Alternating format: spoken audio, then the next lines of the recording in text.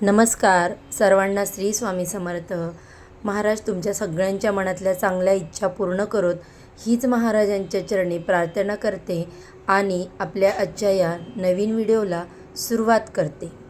बघा, आजच्या व्हिडिओमधला विषय अतिशय महत्त्वपूर्ण आहे. सप्ताहामधला सगळ्यात मोठा व महत्त्वाचा विषय आहे. तो म्हणजे काय तर येणारी दत्त जयंती आता 4 सप्टेंबर 2025 या दिवशी म्हणजेच गुरुवारी आलेली आहे. तर दत्त जयंतीला आपण घरच्या घरी कशी साजरी करायची आहे, दत्त महाराज किंवा स्वामी महाराजांच्या मूर्तीवर अभिषेक कशा पद्धतीने करायचा, दत्त जयंतीची उपासना या दिवशी आपल्याला दत्त स्वामींना महाराजांना नैवेद्य काय दाखवायचा, सगळ्यात महत्त्वाचं म्हणजे आपल्याला दत्त जयंती नेमकी किती वाजता साजरी करायची आहे, तसेच गुरुचरित्रातील एक अध्याय या दिवशी नक्की कोणता वाचायचा आहे, तसेच या दिवशी दत्त महाराजांची कोणती सेवा करायची, कुठले मंत्र स्तोत्र पठण करायचे, याशिवाय आपली दत्त जयंती पूर्ण होणार नाही, तर दत्त जन्मोत्सव पूर्ण होणार नाही. ही संपूर्ण माहिती आजच्या या व्हिडिओमध्ये मी देणार आहे. व्हिडिओ स्किप न करता शेवटपर्यंत नक्की बघा. 28 नोव्हेंबरपासून दत्त जयंती सप्ताह सुरू झाला आहे.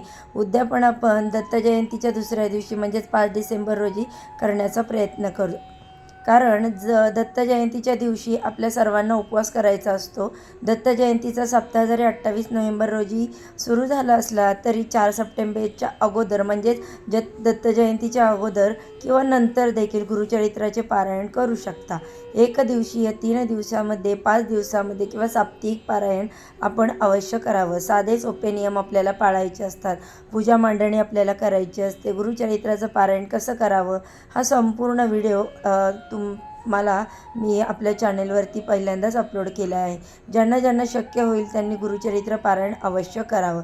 आता बघा, दत्त जयंतीची पूजा कशी करायची हे आपण पाहू. 4 डिसेंबर 2025 रोजी सकाळी साधारण 8:30 वाजेनंतर आपल्याला ही पूजा करायची आहे.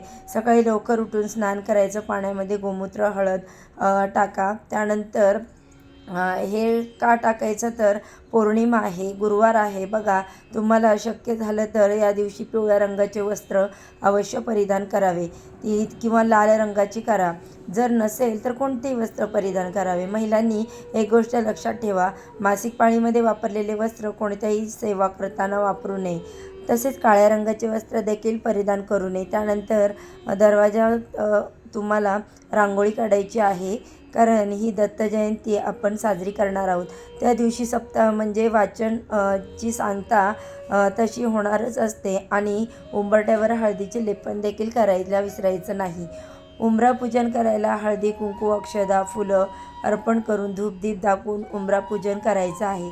आपल्या उंबरठ्याला हळदीचे लेपन अवश्य करायचं. उंबरठ्यावर देखील आपल्याला तुपाचा दिवा अवश्य लावायचा आहे. कारण पौर्णिमा आहे, त्यामुळे या सेवा आपल्याला अवश्य करायच्या आहे. त्यानंतर सूर्याला अर्घ्य द्यायचे, तुळशीची पूजा करायची आणि तुळशीला देखील तुपाचा दिवा लावायचा. तुळशीच्या दिव्यामध्ये चिमूटभर हळद टाकायला विसरू नका. अशा पद्धतीने पूजा झाल्यावर या दिवशी अन्नपूर्णा जयंती देखील आहे, त्यामुळे आपल्याला सकाळी गॅस ओटा स्वच्छ करून घ्यायचा. गॅसची पूजा तसेच अन्नपूर्णा मातेची पूजा देखील सकाळी करायची आहे. विसरू नका. या व्हिडिओमध्ये मी तुम्हाला शेअर केलेला आहे. त्यानंतर आपण देवघरामध्ये सर्व देवी देवतांची पूजा करून घ्यायची नेहमीप्रमाणे. आणि त्यानंतर बघा, गुरुवार आहे त्यामुळे आपल्याला या दिवशी महालक्ष्मीची देखील पूजा मांडणी करायची आहे. तसेच आपल्याला दत्त जयंती असल्यामुळे दत्त महाराजांची, स्वामी महाराजांची देखील पूजा करायची. आता आपण पाहूया पूजा कशी करायची.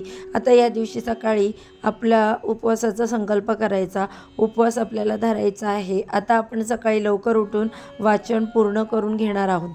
त्यानंतर येतं ते म्हणजे काय तर दत्त जयंती साजरी करायची आहे. मग या दिवशी विशेष षडोपचार पद्धतीने आपल्याला अभिषेक स्वामींच्या मूर्तीवर, दत्तांच्या मूर्तीवरती झालाच पाहिजे. आता ज्यांनी ज्यांनी गुरुचरित्र पारायण सुरू केलं असेल, त्यांनी पूजा मांडणी केली असेल, अशा वेळी दत्त जयंतीच्या पूजेसाठी आपल्याला वेगळी पूजा मांडायची गरज नाही. मात्र ज्यांनी पारायण सुरू केलं नसेल अशांना मात्र या ठिकाणी छोटीशी पूजा अवश्य मांडायची. आणि जर पूजा मांडण्यासाठी जागा नसेल तर आपण दत्तांची मूर्ती किंवा स्वामींचा फोटो असेल तर त्याचे पूजन करायचं आहे. अभिषेक आपल्याला करायचा आहे. अभिषेक झाल्यानंतर त्यांना स्नान घातल्यानंतर देवघरामध्ये जरी आपण मूर्ती ठेवली तरी चालेल. पूजा मांडणी एकदम साधी करायची.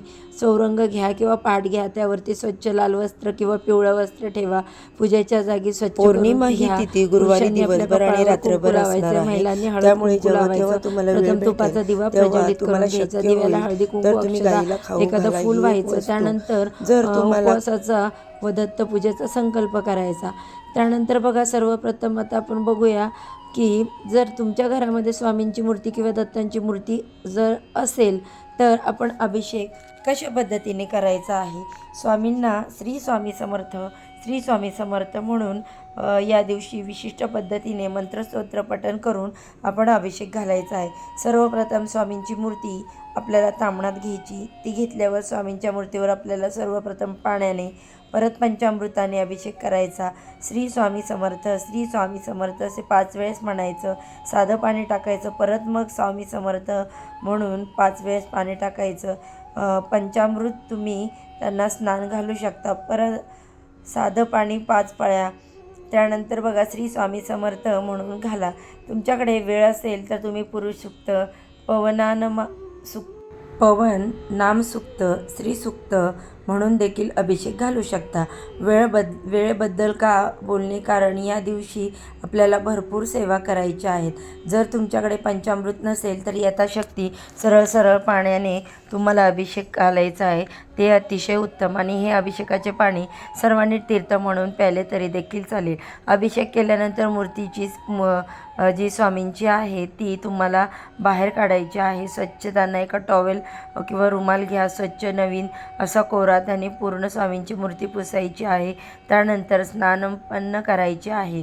तिथे ठेवल्यानंतर आपल्याला स्वामींना हार घालायचा. ही अत्तर त्यांना अतिशय प्रिय आहे, तर ते अत्तर आपल्याला कापसाच्या बोळ्याने किंवा फुलांनी त्यांना ही अत्तर जे आहे ते डोळे वगैरे सोडून, तोंड सोडून आपण त्यांच्या पूर्ण शरीराला स्वामींच्या ही अत्तर लावायचं. त्यानंतर जर तुमच्याकडे वस्त्र असेल तर त्यांना वस्त्र तुम्ही परिधान करा.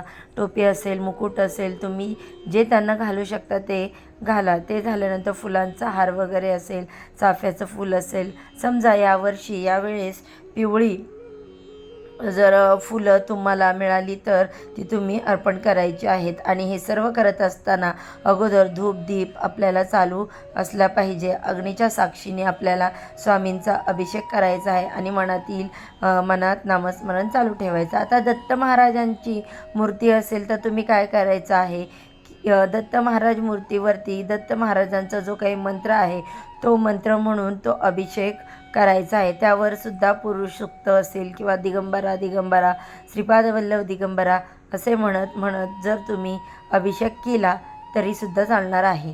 त्यानंतर त्यांची स्थापना करून त्यांना देखील गंध, अक्षता, फुलं अर्पण करायची. आता येऊ द्या फोटोकडे.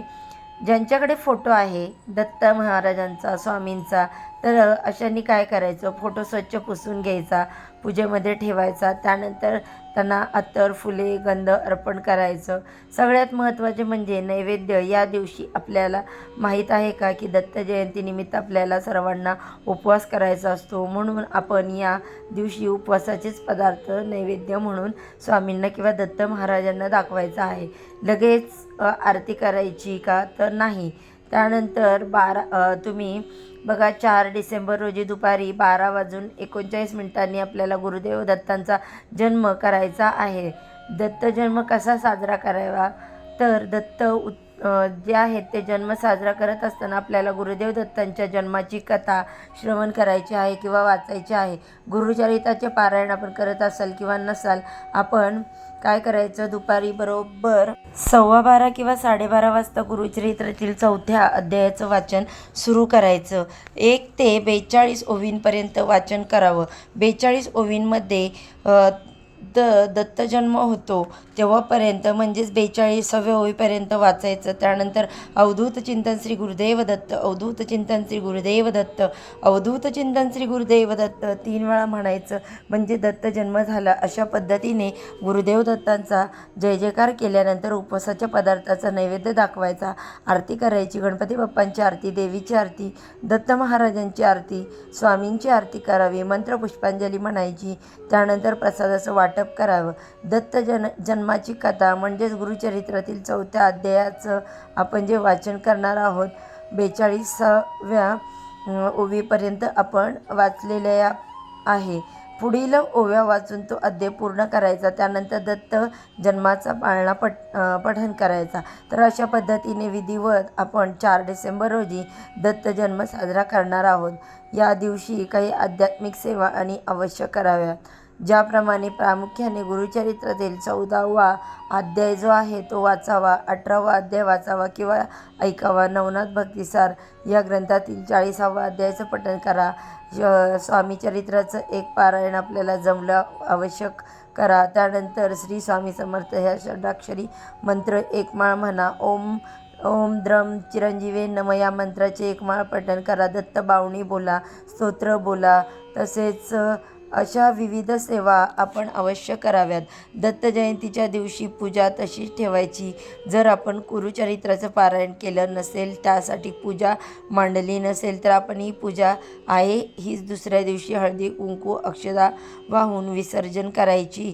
मात्र जर आपण गुरुचरित्र पारायण करत असाल आणि आपण पारायण जर उशिरा सुरू केलं असेल किंवा दत्त जयंतीचं 1-2 दिवस अगोदर केलं आणि किंवा दत्त जयंतीच्या दिवशी सुरू केलं असेल, आपण पारायण दत्त जयंतीच्या दिवशी संपणार नसेल, तर अशा वेळेला ही पूजा आपण पारायण होईपर्यंत तशीच ठेवायची.